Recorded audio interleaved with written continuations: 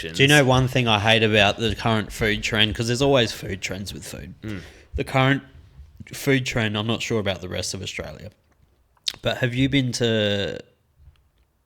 have you eaten in Melbourne much? Yeah, I used to. That's where I did my wine studies. You've been to Chin Chin? Yeah. Every Asian restaurant wants to be Chin Chin. Yeah. I'm gonna say it, Golden Boy. Like there's 100 of them that I could name, and they're just Southeast Asian restaurants. Yeah. With a cool name. Yeah, they like the blueprint, right? And they do cool cocktails, and they got nice decor, and they got the same fucking menu. They all have a fucking pandan panna cotta. Yeah. And I'm sick of seeing fucking pandan panna cottas on the fucking menu.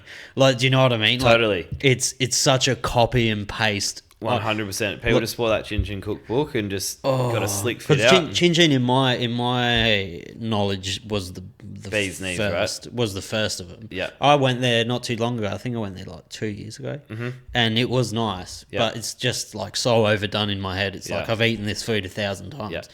I've eaten it everywhere. For like sure. I could go to 6 different restaurants and get this food. Get the same thing without doing the... It's the same. Yeah. But that pisses me off Yeah. about the current food trend. I don't know what the current food trend is actually. What is going on in the city? I don't know, actually. I reckon that's a good question. I should know.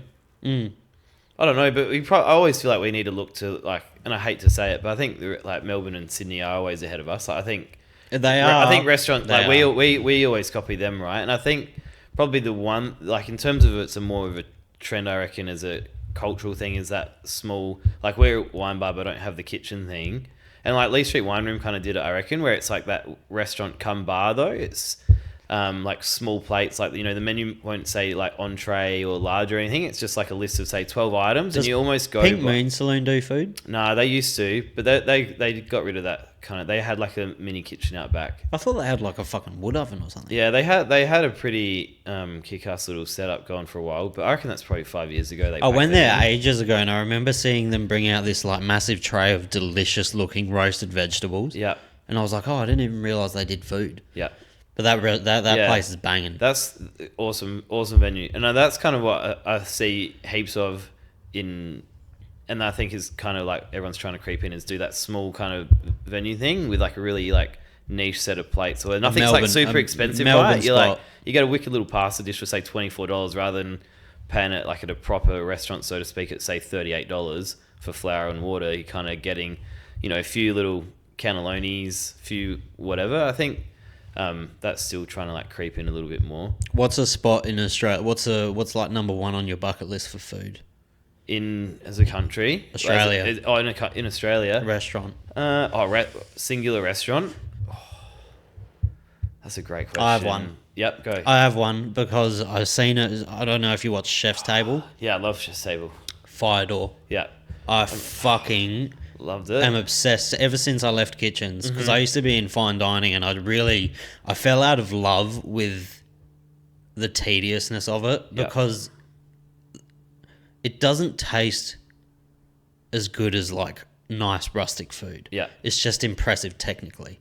Like it might be innovative, it might do cool shit. It's just not as satisfying. Yeah. You will never leave one of those restaurants and be, fuck, I'm satisfied, I've had heaps to drink.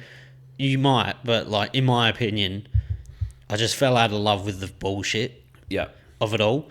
And when I left kitchens, I fell in love with cooking. I've always liked cooking with fire, but I fucking love cooking with fire. Yeah. And Fire Doors just looks so cool because it combines both of them. It's fine, like it's really refined, but it's only used. They don't have electricity in their fucking kitchen. That's right. Yeah. Yeah. I remember walking past that when I was in Sydney last, actually. We were in Sydney actually on like Sunday, Tuesday, and fucking every good restaurant was closed.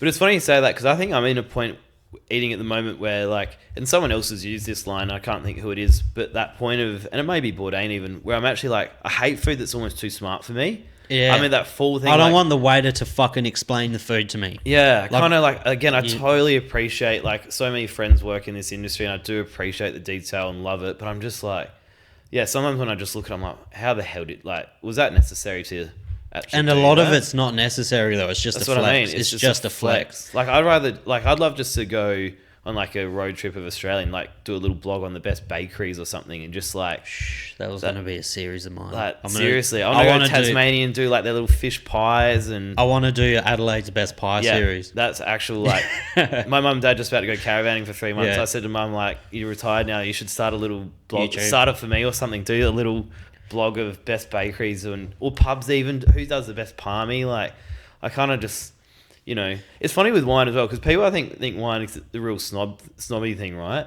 But that's actually like half of what I got into it was because like I think you grow up again thinking it's all like really snooty and people in suits drinking it, but when you kind of work in it or dive into it, you realize that like all these people that love this industry are like farmers, hardworking men or women. That's It's because like, whenever it's anyone, actual agriculture, when right? people think of wine, they think of fucking Penfolds Winery or like McGill Estate. Like they think of that like real grand and 79,000 fucking acres and like. And there obviously is that like that, but that's kind of like the end product, right? Getting into the bottle is kind of like hard work, agriculture, hands-on, and like I remember actually like going to the Slopian Inn when I was working. Slopian, I love Slopian Inn. I haven't been there in years. I haven't been there in years. But I remember like, and it actually almost forged a little bit my thought of like hospitality because I loved it because I thought of it as being like a really great restaurant, kind of very fine dining. And I remember being there just having knockoffs after work, and you had like kind of blokes and stubbies and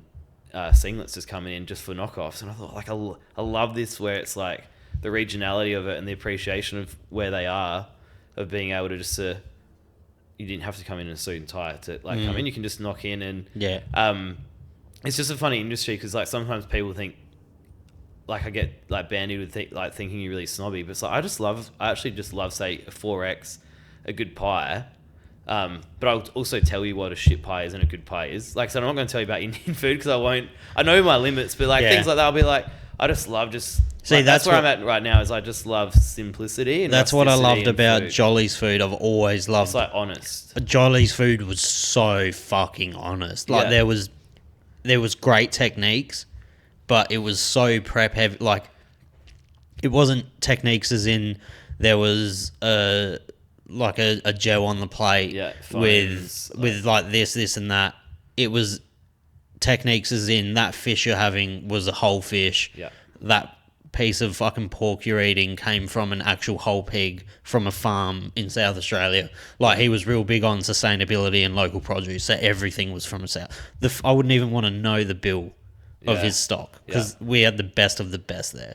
But it was just nice flavors. Everything was seasoned well, and it was just easy to eat. Yeah. Like you knew what you were getting on the plate. Yeah, there was no kind of. It was just nice. Mirrors, hey? It was just nice. Yeah, but perfect.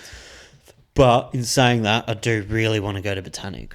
Yeah. Just to see. But I went to Orana and it was shit. Yeah. It was not good. Right. When I went to get there. See, I went to Orana and fucking rest in peace, Jock.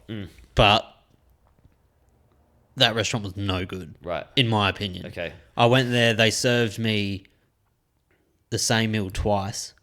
Like when you're paying like fucking, you have to be a cunt when you're paying $1,000 for two people for food. Yeah. Like when you're paying that money, there is a standard that you have to uphold. Like that's a lot of fucking money. That's a week's wage. Yeah.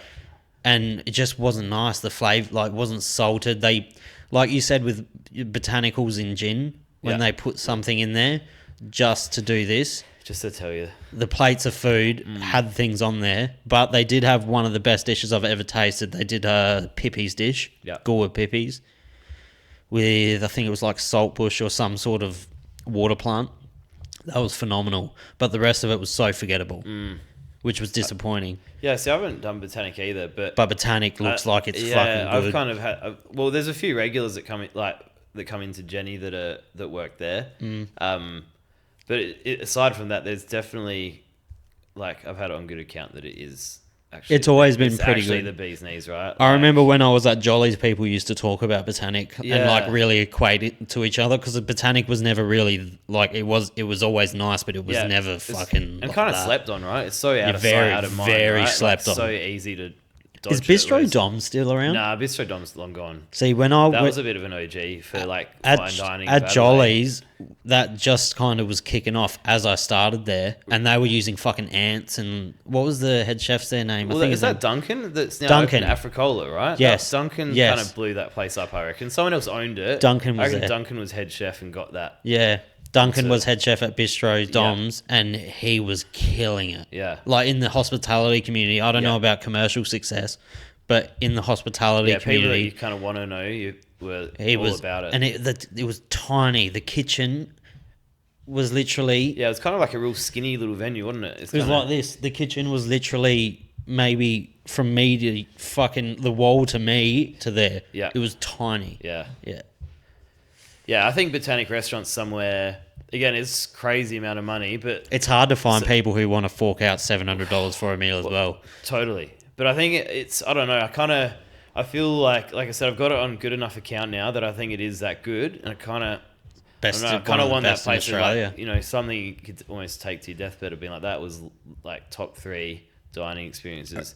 And Yeah. like someone even put to me, right, like without knowing the head chef there, like someone made the point of like, when people can get, say, that good, unless they love the lifestyle in Adelaide, there's every chance that they'll get headhunted to go to, whether it's London, New York, or back to the eastern coast. Like, I don't know if he's Adelaidean or if he's how established here. I don't think But he is. there's every chance that he then leaves, right, and the restaurant doesn't become the same venue. No, you'd be surprised. I reckon there's a massive shift in Australia of people realising Adelaide's not shit anymore. Well, I think you're right. Because for of sure. COVID as well. Yeah. Because a lot of people during COVID packed up and fucking came to Adelaide. That's why our house prices are fucking 10 times the amount now. It's crazy. And like the food scene in Adelaide, it's still behind Melbourne and Sydney, but it's good. It's really good. Yeah. The food scene here is crazy. Yeah. It is.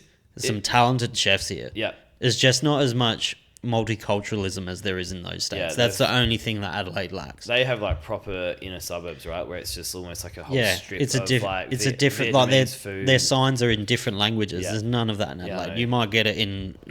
The only place in Adelaide is Arndale.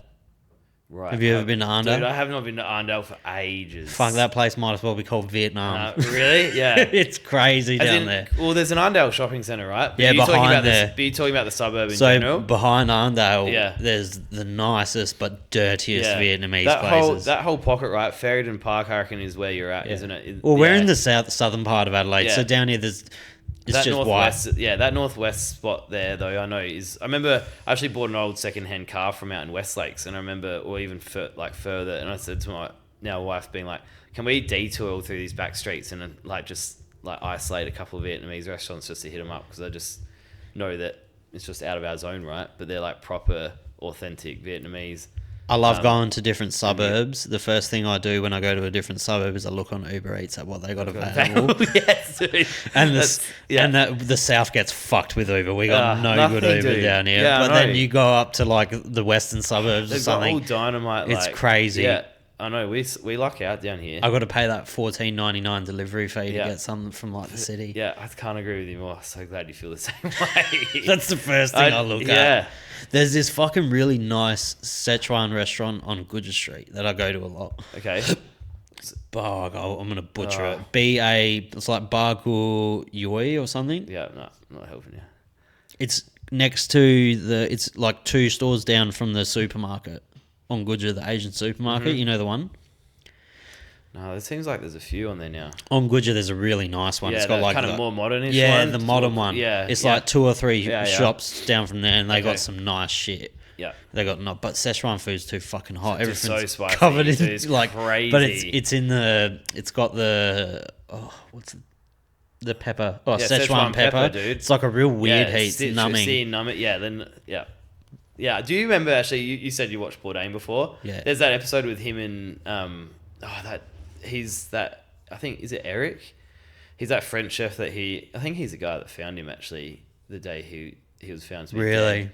Yeah, he's like a 3 Michelin star chef. Oh, you know him. He's really tan. He's so nice. Anyway, I'd have they to look. did an episode of being in Szechuan one. Really? And being I've never seen it. being a French one, like a Frenchman with like so little spice in food, like Zero spice. The dude was like in Dying. the Hurt Locker. Like, What's your favourite Bourdain kind of era? Or do you have like a specific video or series you like?